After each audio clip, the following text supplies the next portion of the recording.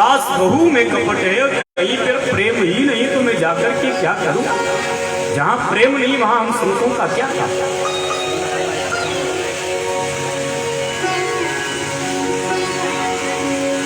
निर्मल मन जन सो मोहि पावै, निर्मल मन जन सो मोहि पावै, मोहि कपट छल चित्र मोहि कपट छल चित्र निर्मल मन जन सो मोहि पावै, निर्मल मन जन सो मोहि पावै, मोहि कपट छल चित्र मोहि कपट छल चित्र जहाँ पर प्रेम नहीं वहां हम संतों का क्या काम? हर भरा पड़ा है। तो पूरे संसार में जब कपट ही कपट है तो ऐसे कपटी लोगों के वहां हम जैसे सच्चे मन वाले साधुओं का क्या काम? हम नहीं जाते। और जब संसार की बात होने लगी, घर गृहस्थी की बात होने लगी, तो पार्वती जी खड़ी हो, बाबा संसार की बातें तो हम नहीं जानते, हम अपने घर की बात जानते। दुनिया में पति पत्नी कैसे रहते मुझे नहीं पता, लेकिन मेरे भोले बाबा मेरे साथ बड़े प्रेम से रहते, ये सच है। हमसे आकर के कभी कोई बात नहीं छुपाते, हमसे आकर के कभी कोई भाव नहीं छुपाते। हम दोनों आंख बंद करके तप करने के लिए बैठते हैं तो ध्यान में जिसका रूप आता है भोले बाबा सबसे पहले आकर के मुझे बताते कि पार्वती आज हमने धनुष वाले राम का दर्शन किया, पार्वती आज हमने बंसी वाले श्याम का दर्शन किया, पार्वती आज हमने चक्र वाले विष्णु का दर्शन किया, पार्वती आज हमने वेद वाले ब्रह्मा का दर्शन किया। इतना प्रेम हमसे करते, मैं और क्या कहूं, मेरे भोलेनाथ हमसे बड़ा प्रेम करते, यहाँ पर कोई भी कपट का काम नहीं। अब नारद जी के सामने कोई व्यक्ति अपने घर की प्रशंसा करे, बात बर्दाश्त नहीं। नारद जी ने कहा देवी एक बात करो, अगर आपके भोले बाबा आपसे कोई बात नहीं छुपाते तो 24 घंटे जिस मुंड माला को पहनकर घूमते हैं उस मुंड माला में किसके मुंड लगे आपको कभी बताया? अब नारद जी तो चलने लगे, पार्वती जी का माइंड एकदम आउट ऑफ स्टेशन। रुको रुको रुको गुरु, प्रेम तो भोलेनाथ हमसे बहुत करते, इसमें कोई शक नहीं है, लेकिन मुंडमाला में किसके मुंड लगे ये बात आज तक हमसे नहीं बताई। नारद जी ने कहा तुमसे वो झूठा प्यार करते, सच्चा प्यार वो नहीं करते, है ना?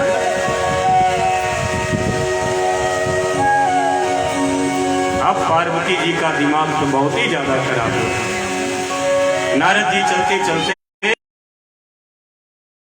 भोले बाबा आते दिखाई पड़े, हर हर महादेव। नारद जी बोले हर हर महादेव, जल्दी घर पधारो, माता जी ने याद किया। भोले बाबा ने सोचा तुम्हारे चरण पड़े हैं तो कुछ न कुछ तो गड़बड़ी होगा घर में। इधर पार्वती जी ने अपने आभूषण उतार दिए, वस्त्र उतार दिए, वो कोप भवन में चले। कोप भवन जैसे आज के समय हम लोग मकान बनाते हैं तो किचन बनाते हैं, बाथरूम बनाते हैं, बेडरूम बनाते हैं, ये सब अलग अलग है ना पार्ट्स घर के। पहले के राजा महाराजा जब घर बनवाते थे तो पत्नी के रूठने का कमरा वो अलग से बनाते थे, एक स्पेशल कमरा जिसमें पत्नी जब रूठेगी तो उसमें जाएगी। हाँ ठीक है, उस कमरे के ऊपर लिखा रहता था कोप भवन। अगर देवी जी इस कमरे में चली गई हैं तो अब पूरा घर तांडव करेगा, पूरे घर में सन्नाटा। क्यों? देवी जी कोप भवन में चली। दशरथ जी महाराज के भी हाथ पैर ठंडे पड़े। कोप भवन सुन सकुचेऊ राव। मंत्रा से पूछा केकई कहाँ है? कोप भवन सुन राजय करम नरेशु कौकेयी रंकई कोप भवन सुनि सकुचे राव। तो पत्नी के उठने का कमरा अलग से बनता और उसमें तोड़ने फोड़ने की चीजें रख दी जाती थी कि तुम अपना सर इसी में पटको, जब ठंडी दिमाग हो जाए तो बाहर आ जाए। तो अब कमरा क्या पूरा घर ही कोप भवन है, जहां गुस्सा आए जो मिले उठाओ धम्म से।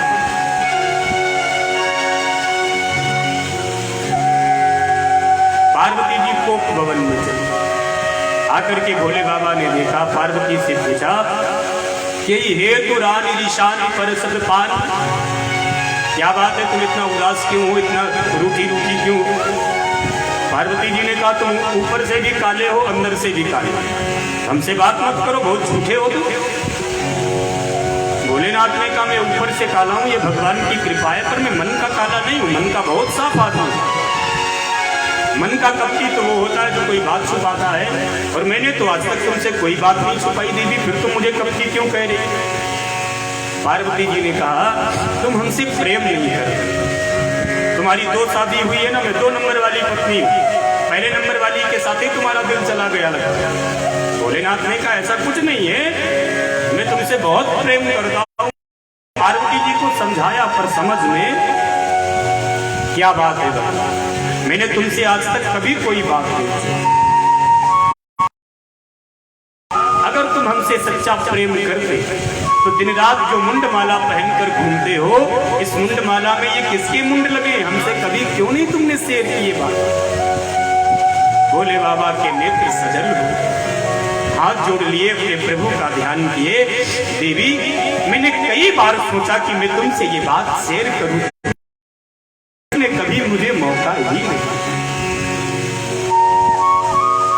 देवी वैसे तो आप अम्बा हो, परम्बा हो, जगदम्बा हो, लेकिन लीला सिद्धि के लिए जब जब तुम अपने देह में परिवर्तन करती हो, लीला सिद्ध होने के बाद तुम अपनी देह का परित्याग करती हो, तो मैं तुम्हारे ही मुंड को उठा के अपनी माला में फिरूं।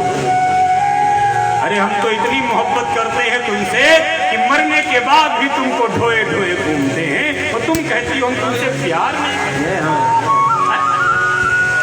अरे आदमी का कलेजा जिसको होता है ना वही समझता। हर पत्नी की यही शिकायत, गुरु जी ये हमको देखते ही नहीं। मैं कितने लोगों को जानता हूँ, हर पत्नी की यही शिकायत रहती है कि गुरु जी ये पता नहीं कहाँ मोबाइल में वीडियो का।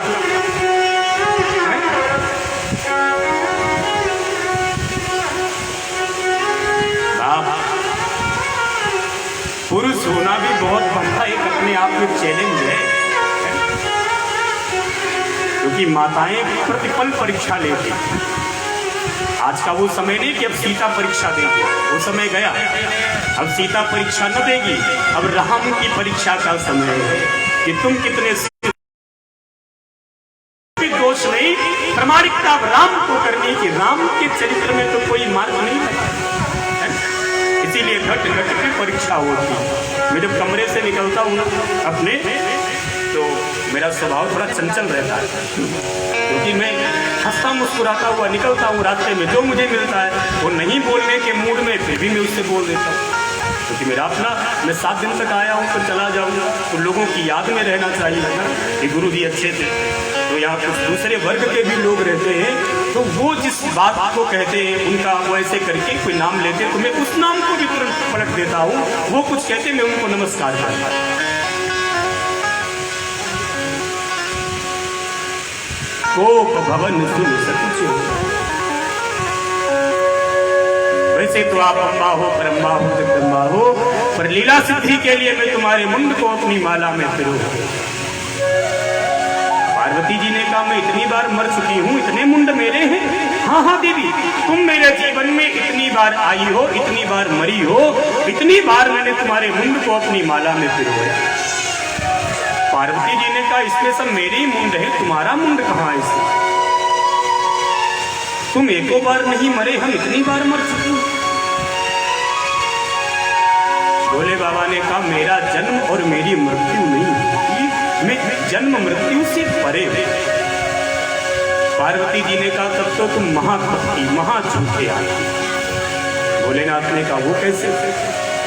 पार्वती जी ने कहा अगर सच्चा प्रेम करते तो वो टेबलेट हमको भी खिलाते जिससे आदमी मरता नहीं। जो तुमने टेबलेट खा रखी है कि तुम कभी मरोगे नहीं, तो हमको भी वो टेबलेट खिला दो जिससे हम न मरें।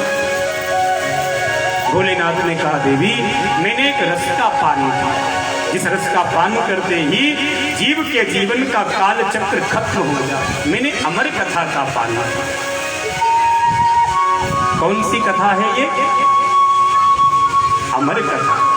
इसको एक बार व्यक्ति सुन ले तो फिर उसका मरण कभी होता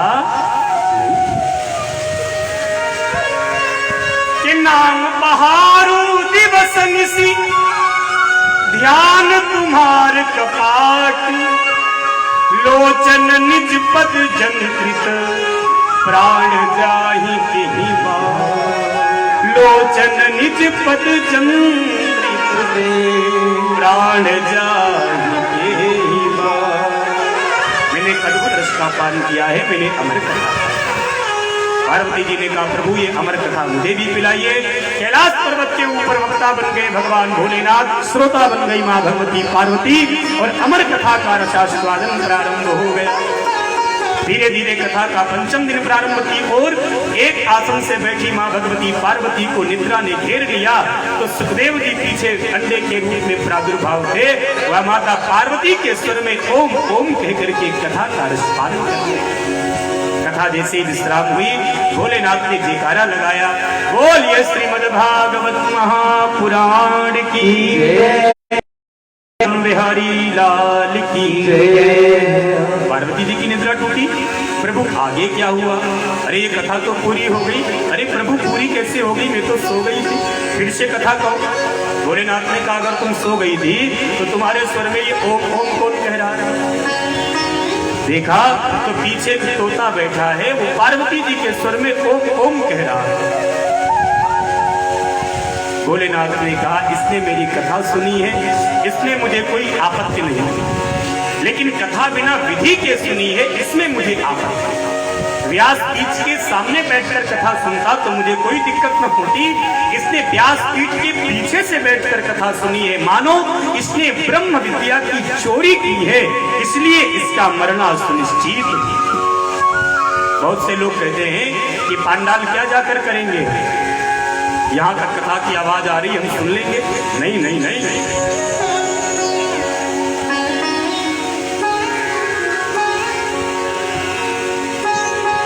लाइव टेलीकास्ट का जो आनंद है वो उसका रिपीटिंग देखने में आनंद क्यों? इधर उधर से कथा सुनोगे तो तुम्हारा कल्याण नहीं होगा, लेकिन जिनकी कथा है जब उनके सामने आ जाओगे तो इनकी रिस्पॉन्सिबिलिटी जिम्मेदारी बढ़ जाती है कि अब तो कल्याण करना ही। कैसे? सन्मुख हो ये जीव मोहे जग, सन्मुख हो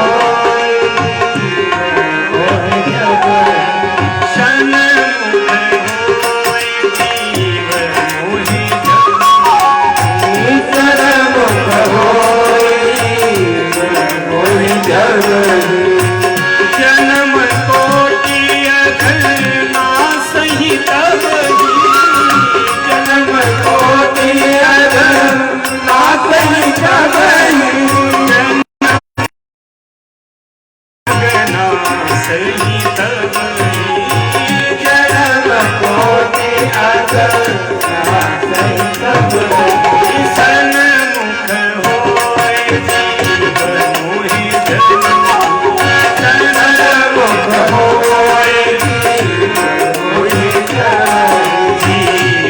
मोहि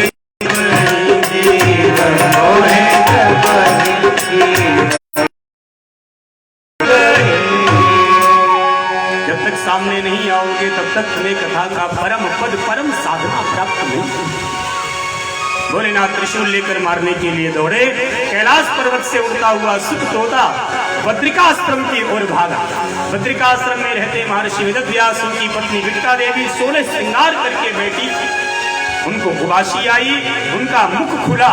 कैलाश पर्वत से उड़ता हुआ छोटा सुख पक्षी बिटका देवी जी के मुखारविंद से होकर उनके गर्भ में प्रवेश कर गया। बोलिए श्री सुखदेव जी महाराज की जय, श्रीमद् भागवत महापुराण की जय। भोलेनाथ त्रिशूल लेकर दौड़ते दौड़ते आए, व्यासी मिल गए। अरे व्यासी, कहीं तुमने किसी चोर को भागते हुए देखा? व्यासी ने कहा नो नो नो, मैं तो यहीं पे खड़ा था, इधर कोई चोर को दिखाई नहीं पड़ा भागते हुए। भोलेनाथ एक बात बताओ, अगर चोर भागा भी है, चलो ठीक है मैं मानता हूं कि चोर भागा है, लेकिन एक बात मेरी समझ में नहीं आ रही कि चोर भागा होगा क्या चुरा के भागा होगा? भस्म रखी रहती है, भूत प्रेत तुम्हारे आगे पीछे घूमते रहते, सांप बिच्छू तुम लटकाए रहते हो, आधा किलो भांग तुम्हारे सामने धरी रहती है, तो चोर चुरा के क्या भागा? थोड़ी भांग खा ले तो चोरी करना भूल जाए। तुम्हारे सांप बिच्छू उसको डस ले तो बेचारा चोर अपनी जान से भी हाथ धो गए। अरे भूत प्रेतों के रहते कौन चोर चोरी करने की हिम्मत करेगा तुम्हारे कैलाश में? तो चोर क्या चोरी करके भागा है बताओ? भोलेनाथ ने कहा चोर ने मेरी अमर कथा चुराई, इसलिए मैं उसको ढूंढ रहा हूं मार। व्यास जी कहते भोले बाबा, लगता आज ज्यादा तुमने भांग खा लिया। जब उस चोर ने अमर कथा पी ली है तो उसको तुम मारोगे कैसे? वो तो अमर हो गए, और अगर तुम उसे मार दोगे तो फिर तुम्हारी अमर कथा झूठी हो जाएगी। भोलेनाथ ने कहा ये बात तो हमने सोची नहीं थी कि उसने तो अमर कथा का पालन किया है, तो अब तो उसकी मृत्यु हो नहीं सकती। भोलेनाथ कैलाश पर्वत के ऊपर चले गए। द्वादश 12 वर्षों तक जो मातृगर्भ में रहे, मातृगर्भ को ही जिन्होंने परम पावन मंदिर का रूप प्रदान कर दिया, ऐसे भगवान सुखदेव के चरणों में हम सब बारंबार प्रणाम करते हैं। बड़े बड़े देवता सामने प्रकट है, बेटा बाहर निकलो, बेटा बाहर निकलो। मैं बाहर नहीं आऊंगा, क्यों? बाहर आते ही मुझे विष्णु की माया पकड़ ले। स्वयं मायापति विष्णु को प्रकट होना पड़ा, और स्वयं मायापति विष्णु ने कहा बेटा सुखदेव, तुम अपनी माँ के गर्भ से बाहर निकलो, मेरा आशीर्वाद है तुम पर कोई असर नहीं। संसार में ऐसा कोई नहीं है जिसको माया का असर न हो। सबके ऊपर माया घूमती है, लेकिन माया से वही छूट सकता है जिसके सर पे माधव का हाथ आ जाए। क्यों? वो मायापति है। अगर पत्नी को अनुकूल रखना है तो पति से दोस्ती कर, ठीक?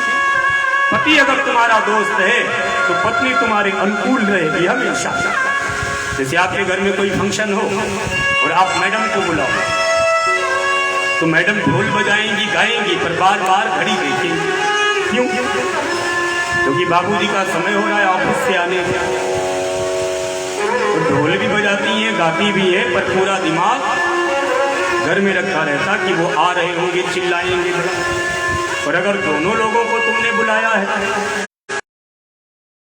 खूब ढोल बजाओ, खूब गाओ, खूब नाचो। क्यों? हम अपने मालिक के साथ आए। तो माया से वही व्यक्ति छूट सकता है जिस पर माधव का हाथ। कि माया को सब कोई भजे, माधव भजे न को, जो कदापि माधव भजे तो माया चेरी हो। जो कदापि माधव भजे तो माया चेरी हो। जिसके सर पे माधव का हाथ होता है, माया उसका कुछ भी नहीं कर सकती। व्यास जी महाराज ने जब उनसे कहा बेटा तुम बाहर निकलो, सुखदेव जी बाहर निकले। 4 अंगुल की कोपीन भी जिनके शरीर पर नहीं है, मातृगर्भ से जिन्होंने प्रकट होकर के सीधे जंगल प्रस्थान कर दिया, पिता व्यास जिनके पीछे पीछे भाग रहे, पुत्र पुत्र पुत्र मेरी बात। लेकिन जवाब वृक्षों से मिला, व्यास जी ये आपके पुत्र नहीं है, केवल आपके इसी जन्म में बने हैं, न जाने पहले कितने जन्मों में ये आपके पिता बन चुके हैं, इसलिए इन्हें वापस आप नहीं ला सकते, आप इन्हें वापस नहीं ला सकते। पुत्रेति तन्मयतया तरवोभिनेदु तं सर्वभूतहृदयं मुनिमानतु। आप वापस हो। प्रकरण ऐसा भी मिलता है, सुखदेव जी महाराज जंगल जा रहे थे तो कुछ निर्वस्त्र स्त्रियां सरोवर में स्नान कर रही थी। जब सुखदेव जी उस सरोवर के बगल से निकले तो आज स्त्रियां निर्वस्त्र स्नान करती रही, और जब पिता व्यास वहां से निकले तो स्त्रियों के मन में संकोच हो गया, वो तुरंत बाहर निकली, उन्होंने वस्त्र पहने और पिता व्यास को उन्होंने प्रणाम किया, बाबा हमें माफ कर दो, क्षमा कर दो, हम आपको देख नहीं पाई इसलिए हम स्नान कर। व्यास जी को बड़ा आश्चर्य हुआ कि बेटा एक बात बताओ, अभी मेरा नवयुवक पुत्र तुम्हारी आंखों के सामने से निकला, उसको देखकर तुम्हें लज्जा संकोच कुछ नहीं हुआ, और मैं तुम्हारे बाबा पर बाबा की उम्र का हूं, मैं तुम्हारे पिता की उम्र का हूं, मुझे देखकर इतनी लज्जा क्यों? स्त्रियों ने कहा व्यास जी आप संसार में रहते हो, इसलिए आपको स्त्री और पुरुष का भेद पता, लेकिन आपके पुत्र सुखदेव का जीवन इतना महान है कि ये स्त्री और पुरुष में कोई भेद मानते ही नहीं। इनके सामने लाखों कपड़े पहन लो तब भी तुम निर्वस्त्र हो, इनके सामने तुम निर्वस्त्र खड़े हो जाओ फिर भी तुम सर्वगुण संपन्न। कोई कहे कि मैं बड़ा मेकअप करके भगवान के सामने जाना चाहता हूं, तुम्हारा मेकअप किस काम है? अरे तुमको मेकअप के लायक बनाया भी तो उन्होंने ही है।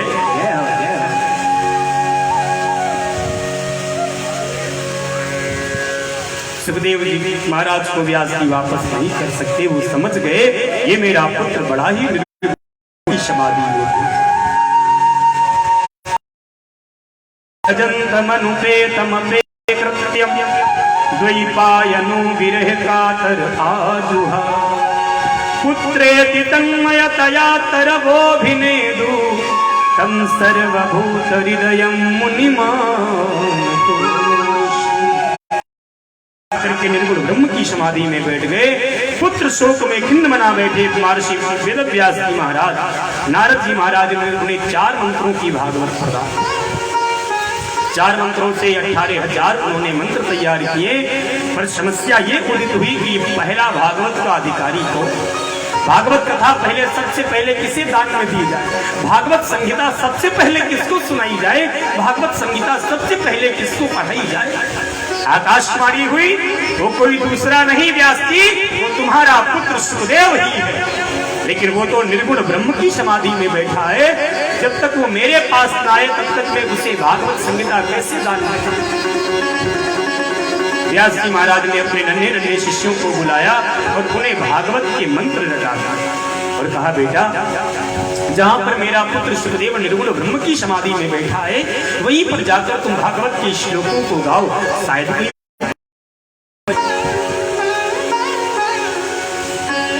जहां पर निर्गुण ब्रह्म की समाधि में बैठे थे सुखदेव जी महाराज, व्यास जी महाराज के शिष्यों ने जाकर के सुखदेव जी के सामने भागवत के श्लोक गुनगुनाए। सबसे पहले इस श्लोक में भगवान की खूबसूरती का वर्णन किया, बड़ा प्यारा श्लोक, आप भी आनंद कि बरहा पीलम नटवर वपु कर्णयो कर्णिकारं विप्रधवाशा कनककपिशं वैजयन्तीं च माला। आधा श्लोक ही बोले, सुखदेव जी के नेत्र खुल गए, पढ़ो पढ़ो आगे बोलो बड़ा आनंद आ रहा है सुनने। शिष्यों ने कहा आगे तो हमें पता नहीं, हाँ पिता व्यास के पास में ऐसे 18,000 मंत्र, अगर तुम चाहो तो चल सकते हैं। भगवान कैसे हैं? बरहा पीडम नटवर वपु। माँ भगवती यशोमती ने भगवान को स्नान कराया, स्नान कराने के बाद भगवान को का काजल करती, लाली लगाती, मोर पखा लगाती, भगवान की कमर में करधनी, भगवान के पैरों में रुमझुम की पायल बांधती, भगवान के हाथों में कंगन पड़े हुए मोटे। जब चलते हैं पता चल जाता है कि कन्हैया इस गली से निकले। एक तो कन्हैया की हरकतें ऐसी है, ए भाभी, ए गोपी, ए बाबरी, ए छोरी, छेड़ते हुए सबको। कन्हैया के आगे आगे गैया, पीछे पीछे गैया, ग्वाल वालों के साथ माधव यमुना तट की ओर प्रवेश पाते हैं। कर्णयोः कर्णिकारम्, सुखदेव जी कहते हैं यमुना के किनारे खड़े हुए वृक्षों के पुष्प मानो अपने आप टूट टूट के माधव का श्रृंगार कर रहे। कर्णयोः कर्णिकारम्, सायंकालीन होते ही कन्हैया जब गोधूल वेला के समय यमुना से अपने ब्रजमंडल की ओर आकृष्ट होते हैं, पधारते हैं, तो मानो चारों तरफ बसंती छा जाती है, मानो चारों तरफ उसका आनंद प्रकट हो जाता है। बरहा पीडम नटवर वपुः कर्णयोः कर्णिकारम्, विप्रदवाशा कनक कपिशं वैजयन्तीं च माला, रन्धारण वेणुरधर सुधया पूरयन् गोपवृन्दै, वृन्दारण्यं सुपदरमणं प्राविशदधि। विप्रद वेणु, जब भगवान अपने होठों के ऊपर अपनी वंशी को रखते हैं, उसे बजाते हैं, तो स्वर्ग इत्यादि देवता भी उनका मन रूपी मयूर नृत्य करने लगता है। उनकी दिव्य वंशी बजती है, ऐसी भगवान की दिव्य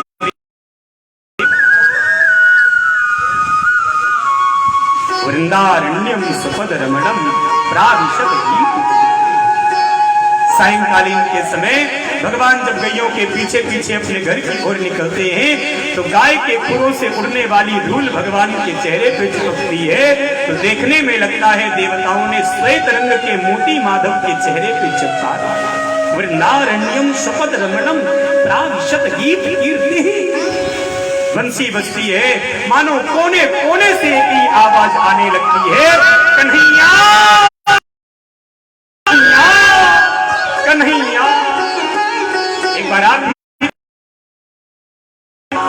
कन्हैया कन्हैया, तुम भी मधुबन में बैठे हो, तुम भी यहां से पुकारो तो वृंदावन तक आवाज पहुंचेगी। प्रेम से बोले कन्हैया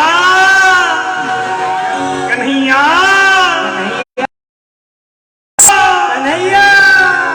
कन्हैया कन्हैया, पुकारा करेंगे कन्हैया कन्हैया, पुकारा करेंगे कन्हैया कन्हैया, पुकारा करेंगे कन्हैया कन्हैया, पुकारा करेंगे कन्हैया कन्हैया, पुकारा करेंगे।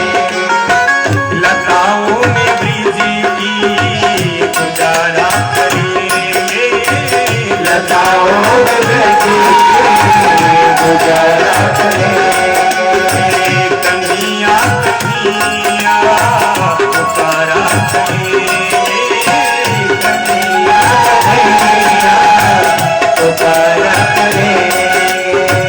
कहीं तो मिलेंगे वो बाकी बिहारी, कहीं तो मिलेंगे वो बाकी बिहारी, कहीं तो मिलेंगे वो बाकी बिहारी, कहीं तो मिलेंगे वो बाकी बिहारी।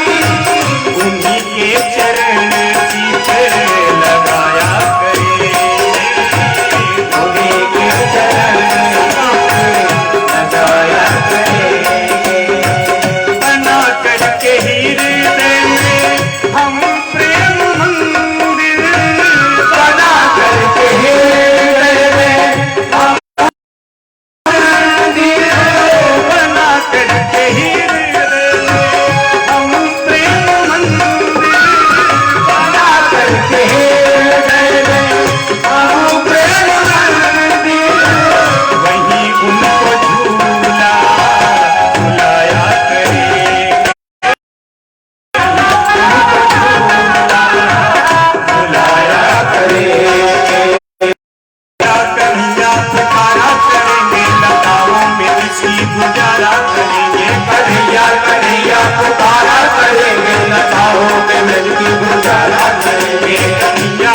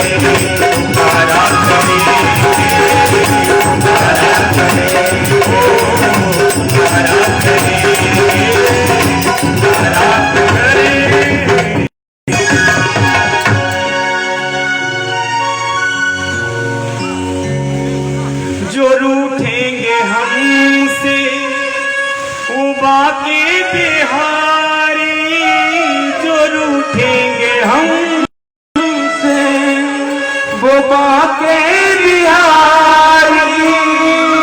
आप भी बोलो। जो रूठेंगे हमसे वो रमण बिहारी, जो रूठेंगे हमसे रमण बिहारी। माँ, पिता, गुरु, तुम्हारा इष्ट, तुम्हारा भगवान अगर तुमसे रूठ जाए तो मनाने का क्या तरीका।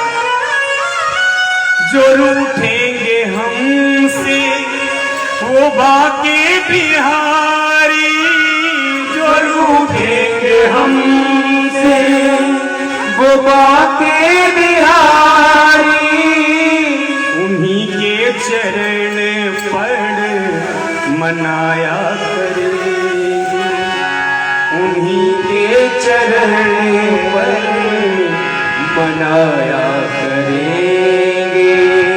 कन्हैया कन्हैया पुकारा करेंगे, कन्हैया कन्हैया पुकारा करेंगे। बरहा पीडम न कवरमपु करुणयो कर्णिकारं बिभ्रदवाशा कनक कपिशं वैजयन्तीं च रन्धार्णवेणूरधर सुधया पूरयन् वृन्दारण्यं सुपदरमणं प्राविशद गीत। माधव तो बड़े खूबसूरत। एक बार तो सुखदेव जी के नेत्र खुले, इसके आगे पढ़ो, इसके आगे पढ़ो। नहीं नहीं, इसके आगे तो हमको आता नहीं, इसके आगे तो पिता व्यास के पास से, चलो पढ़ो। एक बार तो सुखदेव जी का मन हुआ कि भगवान तो इतने खूबसूरत है, चलो इनकी कथा पढ़ी जाए, सुनी जाए, पिता व्यास के पास चला जाए। लेकिन फिर दूसरे ही पल मन में सोचा ये खूबसूरत तो बहुत है, हमने सुना अभी अभी, लेकिन इनका स्वभाव नहीं पता कैसा हो। एक खूबसूरत तो बहुत है, हम सब कुछ छोड़कर इनके पीछे पीछे भागे, पता लगा इनका स्वभाव ठीक ना हो, ये पीछे मुड़ के नहीं देखे तो इनके पीछे छोड़ने से क्या फायदा। तो दूसरे श्लोक में भगवान के स्वभाव के बारे में कि भगवान का स्वभाव कैसा है। अहो वकीयस्तन कालकूटम जिधांसया पाय यदप्रसाद लेभे गतिं धातृचितां ततोऽन्यं कंबा दयालुं शरणं व्रजे। बहुप्रदेमः कंबा दयालुं शरणं व्रजे। देखो तो सही, पूतना आई माधव को मारने के लिए, लेकिन पूतना में जो दोष नहीं देखते वो भक्तों में कैसे दोष देख सकते। जो पूतना को भी माँ की गति प्रदान करते हैं वह अपने भक्तों को तो परम गति प्रदान करते हैं। जो पूतना में दुर्गुण नहीं देखते, जो राक्षसों में, जो कंस रावण हिरण्याकश्यप बड़े बड़े पापियों में दुर्गुण नहीं देखते, गुण नहीं देखते। वो तो कहते हैं एक बार तुम मेरे होकर तो देखो, तो कहना गीता ज्ञान है ना। एक बार तुम मेरा नाम गाके तो देखो, मैं दुनिया भर में तुम्हारे नाम का चर्चा न कर दूं तो कहना। मेरे लिए कुछ कुर्बान करके तो देखो, मैं तुम्हें पूरी दुनिया का राजा न बना दूं तो कहना। एक बार तुम मेरे पथ पे चल के तो देखो, मैं फूलों के हार न बिछा दूं तो कहना।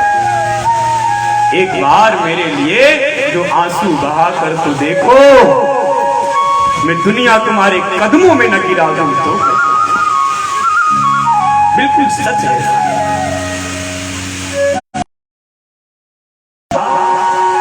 अस अभिमाव दीन बंधु अति मृदुल स्वभाव।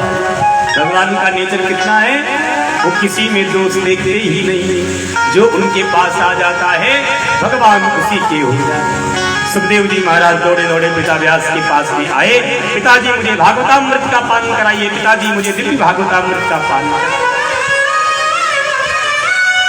पिता व्यास ने भी श्रीमद् भागवत रस का जो घट था वो सीधे ठंडा कर दिया। लो पुत्र पियो। सुखदेव जी महाराज भी अंजलि बांधकर पान करने लगे।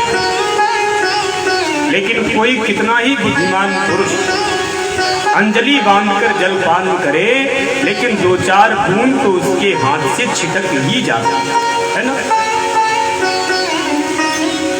मैंने कई लोगों को देखा अंजलि बांध के जल पीते हुए तो बड़ी सावधानी के साथ पीते कि एक भी कण मात्र इसका नहीं जाए, लेकिन जल की ये प्राथमिकता है कि वो हाथ से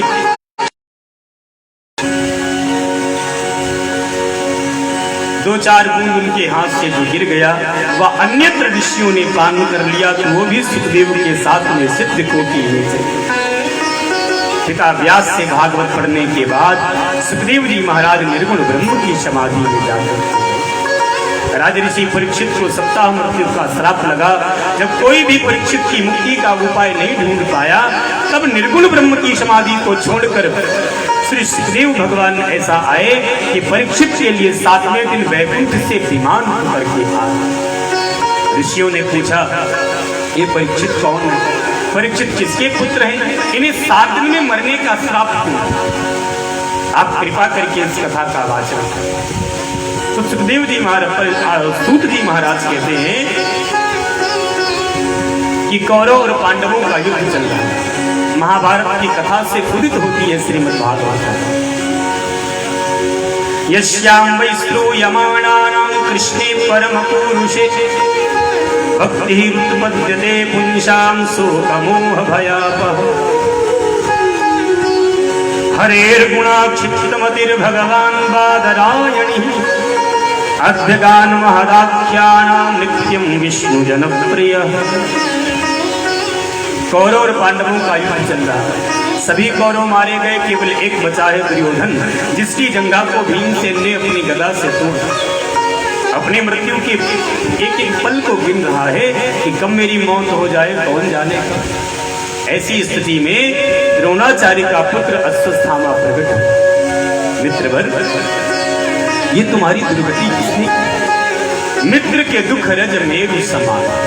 मैं तुम्हारा मित्र हूं, मुझसे आप अपना दुख शेयर कर सकते हैं। ये आपकी जंघा को किसने तोड़ा? मैं उस व्यक्ति को जीवित नहीं छोड़ूंगा। दुर्योधन ने कहा, मित्रवर, मुझे कष्ट इस बात का नहीं कि मेरी जंघा टूट गई, मुझे दुख तो एक इस बात का है कि हम 100 थे, एक भी नहीं बचा। दुश्मन 5 थे, वो जिंदा है अभी तक। अरे हम 100 मरे, दुश्मन 1 मर जाता, कुछ तो कलेजे को ठंडक पड़ती। वो 5 के 5 जिंदा है मुष्टंडे, हम 100 के 100 बर्बाद हो। अश्वत्थामा ने कहा, मित्रवर तुम चिंता न करो, तुम एक ही बात करते हो, मैं 5 पांडवों का सर काट के आपको सेवा में उपस्थित करता।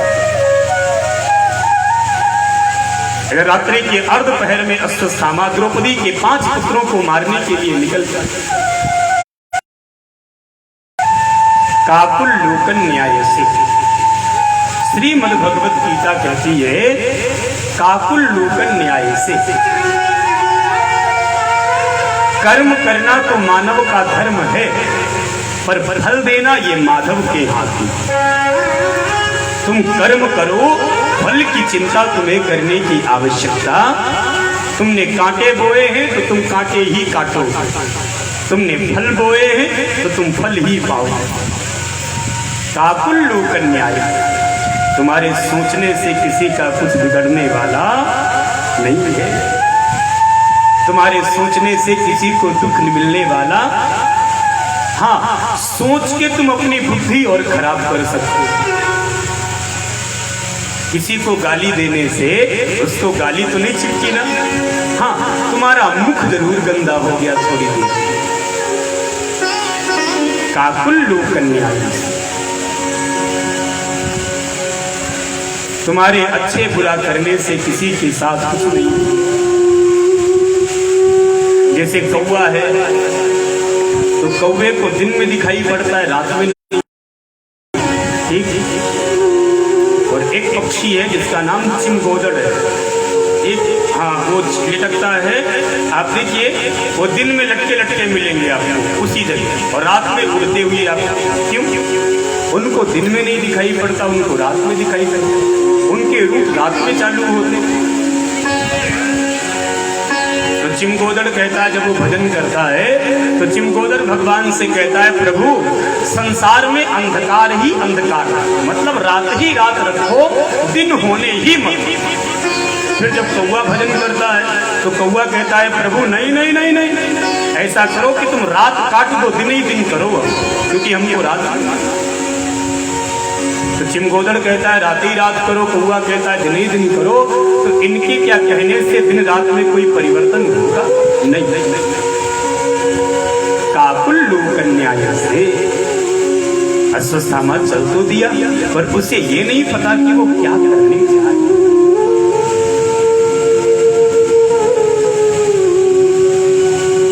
एक कक्ष में महाराज सोए,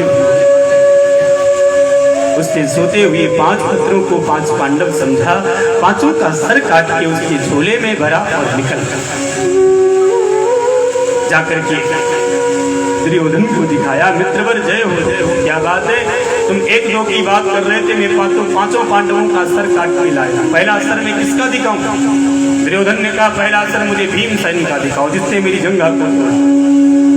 जैसे भीमसेन का सर उसने अपने हाथ में लिया और धीरे से दबाया, तो वो तो नाजुक बच्चे का सर था ना, छोटे से, तो वो सर खरबूजे की तरह हाथ में ही पचक गया। फट फट फट।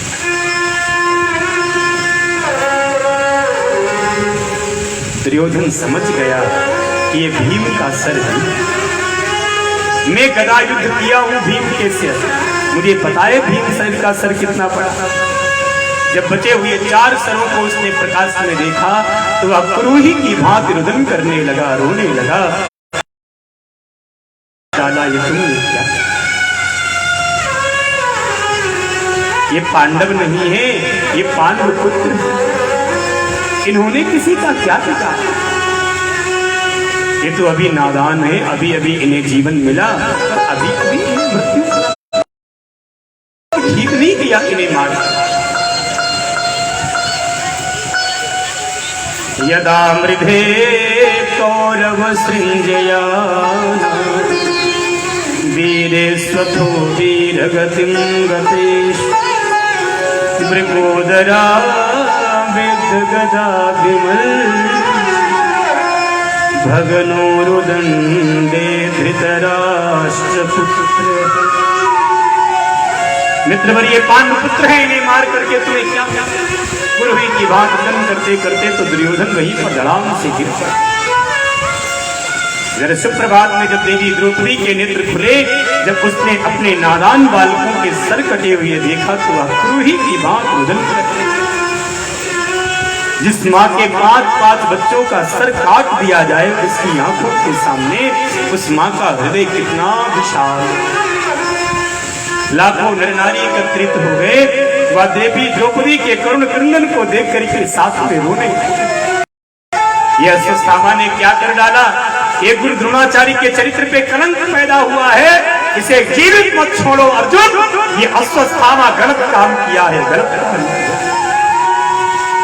ऊंच निवास नीच कर टूटी, देख न सकई पराय विभूति। ये गलत है, गलत है।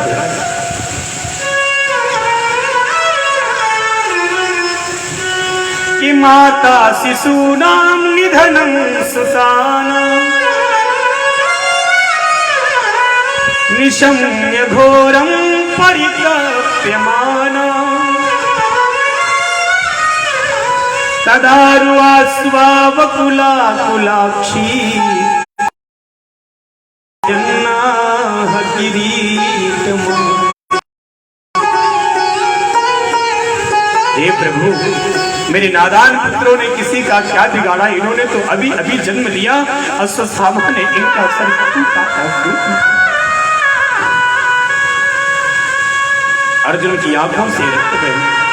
देवी द्रौपदी तुम चिंतित मत होना, मेरे नादान 5 पुत्रों को मारने वाला दुष्ट अश्वत्थामा चाहे आकाश में छुपा हो या पाताल में, मैं तुझे खोज ढूंढ, मेरे हाथ से उसे कोई बचा नहीं सकता। रथ पे आरूढ़ हो गए, अर्जुन दौड़ पड़े अश्वत्थामा को मारने के लिए। अश्वत्थामा ने देखा अर्जुन तो मुझे मार डालेगा, अश्वत्थामा ने ब्रह्मास्त्र का उपयोग कर दिया। ब्रह्मास्त्र को अपनी ओर आते देख अर्जुन घबरा गए, वासुदेव कृष्ण चरणों में समर्पित हो गए। प्रभु ये अमोघ है, ये किसी दूसरे शस्त्र से नहीं काटा जा सकता, आप इससे मेरी रक्षा करो, रक्षा करो। कि पाहि पाहि महायोगिन देव देव जगतपति त्वमेको दह्यमाना मपवागोसि संसृते। भगवान ने कहा अर्जुन तुम बड़े भोले, विषस्य विषमो विषधम, विष को काटने का तरीका है विष।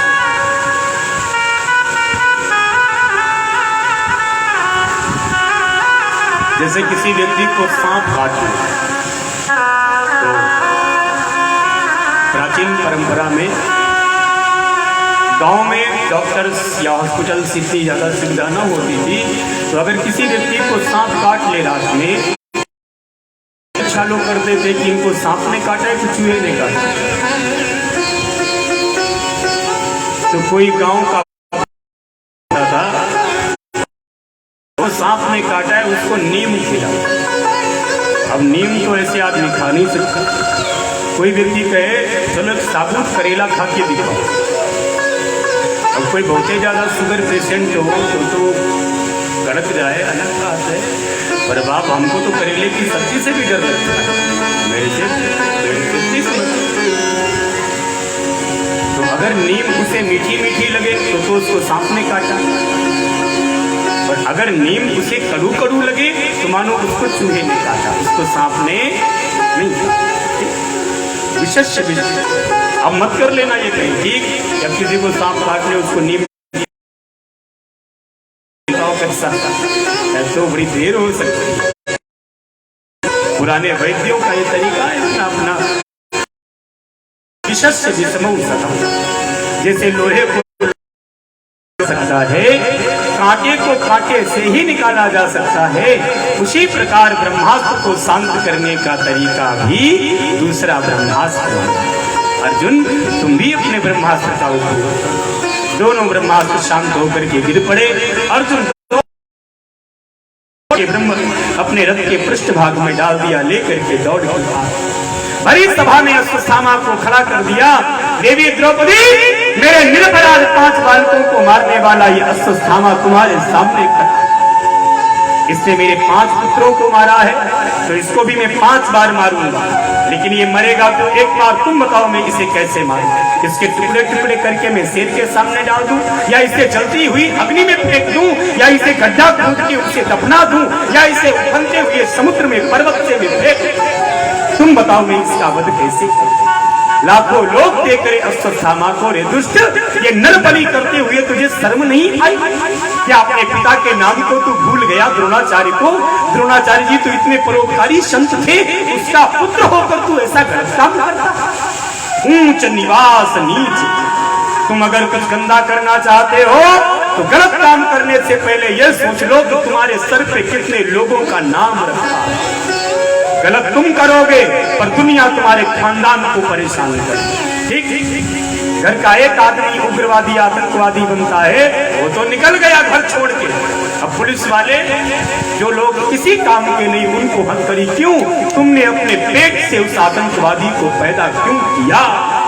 तुम्हारी गलती कोई नहीं, तुम तो बड़े भगत हो, लेकिन तुम्हारे घर में अगर कोई गलत करने की चेष्टा करता है, मानो तुम्हारा पूरी परिवार वहां पे उसके साथ खड़ा होता है। तुमको अभी जानता ही कौन? तुम खुद ही किसी का नाम लेके दुनिया में घूम रहे। आधार कार्ड में देखो किसके लड़के हो, नाम लिखता है कि नहीं लिखता है? तो तुम्हारा नाम तो नीचे, तो कम से कम माता पिता नाम अच्छा न करो कोई बात नहीं, पर उसे बुरा करने से ही बचो। ठीक, हाथ में तुमने एक बोतल चढ़ा ली और तुम तो डगमगा के आ गए घर। अब पड़ोसियों ने कहा कि वो पिए थे, किसी ने पूछा किसने पिया, तो व्यक्ति उनका नाम नहीं लेते था, कहता उनका लड़का था। इनका लड़का था, उनका लड़का था, रात में ज्यादा पी ली थी तो हम उसे घर तक छोड़ करके। अब बाबूजी ने कभी एक चखी भी बाबू जी नाम के सहित उतर गए, तो नाम गंदा न हो।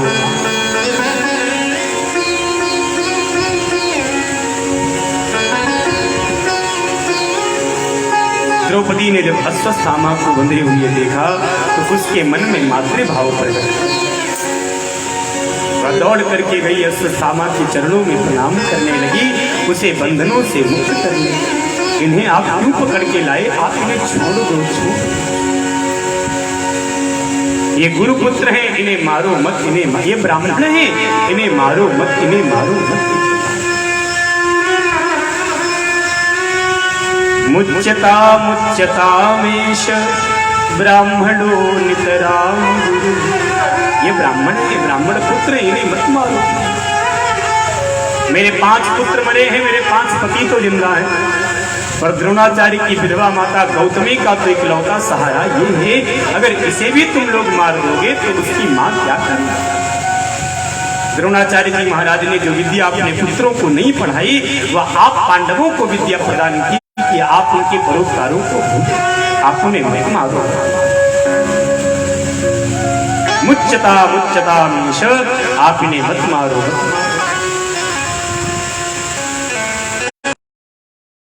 धर्म संकट में पड़ गया, क्या करे अर्जुन? भीम कहते अर्जुन तू नहीं मारेगा तो मैं मारूंगा इसको, पर मरेगा तो ये जरूर। क्यों? इसने मेरे नादान पुत्रों का वध किया, इसलिए मैं इसके प्राण दूंगा जरूर। नकुल सहदेव कहते भीम भैया ठीक कहते, इनसे मरना ही पड़ेगा। धर्मराज कहते अर्जुन जैसा धर्म शास्त्रों में लिखा है इसके साथ वही व्यवहार कर। अर्जुन का दिमाग घूम गया, मैं इसके साथ में कौन सा व्यवहार करूं जिससे मेरा धर्म सुरक्षित हो। द्रौपदी कहती मत मारो मत मारो, ये गुरुपुत्र है, ये ब्राह्मण है। भीम नकुल सहदेव कहते नहीं नहीं, ये पुत्र हत्यारा है, इसे मारो इसे मारो इसे मारो। अर्जुन क्या करे? धर्म भगवान वासुदेव शांति। लाखों नरनारी खड़े हैं कि अश्वत्थामा के साथ में कौन सी घटना घटित होने वाली है। अर्जुन ने जाकर के वासुदेव कृष्ण के चरण पकड़े, प्रभु इस धर्म की संकट की घड़ी में आप ही मेरा सहारा है। आप चाहो तो मेरा धर्म बचा लो, आप चाहो तो मेरा धर्म, क्यों? आप ही तो धर्म के रूप में खड़े हो। मैं क्या करूं जिससे मेरा धर्म सुरक्षित? क्यों? आधे कहते इसे मत मारो क्योंकि ये ब्राह्मण है, आधे कहते इसे जिंदा मत छोड़ो। क्यों? क्योंकि ये पुत्र हत्या, इसने पुत्रों को। आप बताओ मैं इसके साथ में क्या? भगवान ने कहा अर्जुन अगर तुम मेरी बात मानना चाहते हो तो मेरी बात। क्या बात? अर्जुन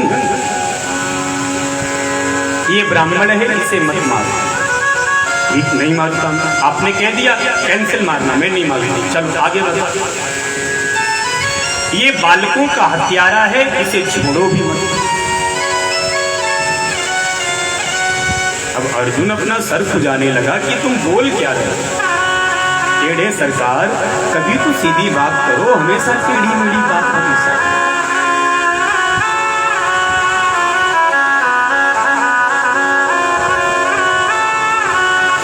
ब्रह्म बंधुर्न हंतव्य आतताई वधारण मयैवो भयमाम्नात्मा परिपायन शासन। अर्जुन ब्राह्मण कैसा ही क्यों न हो, उसे मारने का किसी को अधिकार नहीं है, और पुत्र हत्यारा कोई भी हो उसे छोड़ना महापाप। अधम ब्राह्मण का सबसे बड़ा वध है उसका अपमान।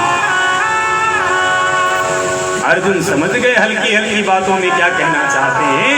भरी सभा में अश्वत्थामा के सिर के केस मूंद दिए, दाढ़ी मुछ उसका काला काला चेहरा करके, और भरे समाज से धक्के दे करके उसे समाज से निष्कासित कर। अधम ब्राह्मण का यही सबसे बड़ा वध माना गया। क्यों? ब्राह्मण अगर भरे समाज में अपमानित हो गया है तो फिर वो मृत्यु से भी ज्यादा घुट घुट के मरे। इसीलिए आदमी कहता है गोली मारना हो मार दो, पर बात इधर उधर की हमारे छपड़ी पे टेंशन पैदा मत करो। अश्वत्थामा को छोड़ दिया। अश्वत्थामा को तो अर्जुन का शुक्रगुजार होना चाहिए था कि भाई काम तो मैंने मरने का किया, पर इसने मुझे मारा नहीं, छोड़ दी। मन में ईर्ष्या का विष फैल पड़ा, इन पांडवों ने मुझे अपमानित किया है, मैं इनके वंश को निर्वंश करके मानूंगा। मन में सोचने लगा इनके वंश ने बचा ही कौन है। फिर मन में मैंने कल मार दिए पांडव, ये 2-4 दिन के मेहमान है, खुद ही मर जाएंगे। फिर मन में विचार आया नहीं नहीं नहीं, अभिमन्यु की मृत्यु के समय मैंने सुना था कि उसकी पत्नी उत्तरा गर्भवती है और आज उसकी पत्नी उत्तरा को 9 माह पूर्ण होने वाले हैं। अगर मैं उत्तरा के विनाश के लिए ब्रह्मास्त्र का प्रयोग करूं तो ये पांडु वंश निर्वंश। इधर रात्रि भर बैठे बैठे भगवान सबको उपदेश कर दे। उपदेश देने के बाद भगवान प्रेम पूर्वक प्रस्थान करने के लिए उद्यत हो गया। भगवान चलने को उद्यत हो रहे। इतने में ही उत्तरा ने अपनी ओर एक आते हुए ब्रह्मास्त्र को देखा। उत्तरा ने जब भयंकर ब्रह्मास्त्र को अपनी ओर आते देखा, उत्तरा बड़ा भयभीत हुआ। वह दौड़ के माधव के चरणों में जाकर के गिर पड़ी, प्रभु इस विशाल आग्नेय कार्य में आते हुए ब्रह्मास्त्र से मेरी रक्षा करे, रक्षा। ये मुझे जला करके भस्म कर दे, मुझे कोई कम नहीं है, लेकिन आपके द्वारा लगाया गया ये पांडुवंश का आखिरी बीज मेरे गर्भ में पल रहा है, कहीं ये नष्ट हो गया तो पांडुवंश का अब कोई बचेगा नहीं।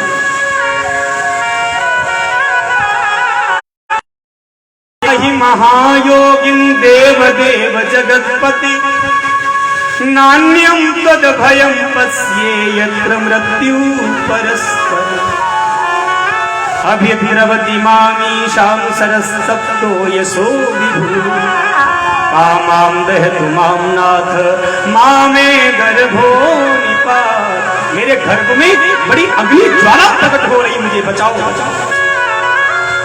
भगवान ने देखा ब्रह्मास्त्र इसके गर्भ को नाश कर देगा। भगवान ने कहा बेटी चिंता मत करना, उत्तरा चिंता मत करना, मुझे देख मुझे देख। मेरी आंख से आंख मिला मिला मिला। जैसे उत्तरा ने अपनी आंखें बिहारी जी की आंखों से मिलाई, वो भूल गई कोई ब्रह्मास्त्र भी मुझे मार रहा है ना। मैं प्रमाण दूं आप वृंदावन कभी जाओ, मैं जाता हूँ, दिव्यांशी बहन बैठी हुई है यहाँ, तो मुझे कई बार आपकी कृपा से बिहारी जी के दर्शन मिले। मैं बहुत बहुत ऋणी रहूँगा।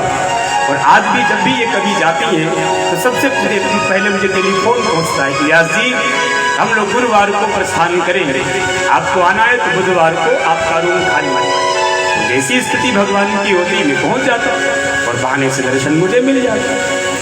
तो एक बात और है कि ये सब तो दर्शन करते रहते, मैं पीछे वाली सीढ़ी पे खड़ा हो जाता, जहाँ पे बड़ा सा दान पात्र रखा है, आपने देखा होगा, तो उस सीढ़ी पे धोती कुर्ता पहनना है। एक बार घटना घटी थी पिछली बार जब, तो मैं उसी दान पात्र के बगल में खड़ा हो रहा था और वहीं से बिहारी जी एकदम सीधे दिखते, तो मैं तो वहाँ कोई बातचीत तो मन में रहती नहीं। वहाँ पहुँचने के बाद लगता है कि मैं इनसे क्या क्या कहूँ, ये दो वो दो, क्या दो, कुछ न दो, खाली रो लो, यहाँ सारी बात इसी में रहे। तो कोई व्यक्ति खड़ा होगा, उसको लगा मैं मंदिर का पंडा हूँ, पुजारी हूँ, तो उसने मेरे हाथ में 2100 रुपये रखे और कहा ये वहाँ रसीद कटा दिया। मैंने कहा क्या बात है ये, तो मैंने उस दान पात्र में आप बिहारी जी से नेत्र मिलाओ, आप अपना दर्द भूलो। जैसे उत्तरा ने बिहारी जी के नेत्रों से नेत्र मिलाए, उत्तरा भूल गई कि ब्रह्मास्त्र भी मुझे नष्ट करने वाला। भगवान ने कहा उत्तरा पल भर के लिए अपने मन में मातृभाव प्रकट कर। जैसे उत्तरा ने अपने मन में मातृभाव प्रकट किया, भगवान दूसरे ही पल अंगूठे के बराबर बन गए और उत्तरा के गर्भ में माधव प्रवेश करे। शंख चक्र गदा पद्म लेकर के उत्तरा के गर्भ में विराजमान है। बड़े से आग्नेय कार्य से भगवान ने उत्तरा के गर्भ को बचाया, ब्रह्मास्त्र को नष्ट कर दिया। दुनिया का नियम टूट गया। जीव ने संसार में उसने माँ के पेट में माधव का दर्शन आज पहली बार किया। ये नियम आज से दुनिया का बदल गया। परीक्षित से बड़ा बड़भागी कौन होगा जिसने माँ के गर्भ में ही माधव का दर्शन किया। एक रूप से माधव बाहर खड़े, एक रूप से अंदर हैं। अब बाहर से माधव पूछते बेटा कोई तकलीफ तो नहीं? उत्तरा कहती नहीं नहीं नहीं नहीं, अब मैं अच्छा महसूस, अब मैं बेटर फील कर रही हूँ, मुझे अच्छा लगा। मेरे भाई बहन